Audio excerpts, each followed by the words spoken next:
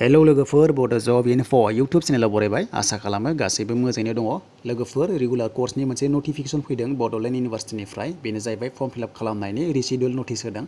दा बे जाहैबाय फार्स्ट सेमिस्टारफोरनि पिजि लेभेलनि इउजि लेभेलनि फैथ'वाखै जेब्ला फैगोन ना आं नोंथांमोननो आपडेटखौ होगोन आरो दा बेहाय फैनानै जेनेरेल नटिसाव नायदो 28 मेनि आपडेट बेनो जाबाय रिसिडुल नटिस बे जाहैबाय फर्म फिलआप खालामनायनि पिजि फार्स्ट सेमिस्टार एग्जामनि थाखाय दा बेहाय क्लिक खालामबा सोर खालामनांगोन नोंथांमोना नायना लादो अफिसियेल नटिफिकेसन दा बेवहाय फैनाय लोगो लोगो नटिस मोनबाय दा बेहाय दङ फर्म फिलआपआ जाहैबाय MA MSc MCom MBA MCA first सेमिस्टारफोरनि दा बे पर्टेला एक्टिभ जागोन 3 निफ्राय जागोन जुननि ओमफ्राय लास्ट डेटआ 10 सिम थाहैगोन बेनिफ्राय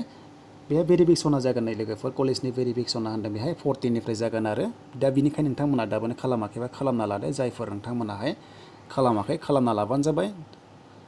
आरो जेब्ला इउजिनि फैगोन आं नोंथांमोन होगोन जे एग्जामा माब्ला जागोन दा बिनि जेबो नटिस गैथ'आ बड'लेण्ड इउनिभार्सिटिनिफ्राय जेब्ला मोनगोन आं नोंथांमोननो गासैखौबो होगोन खिन्थु अनलाइन जानायनि चान्स दङ नोंथांमोनाहाय प्रेक्टिस खालामबाय थानो हागोन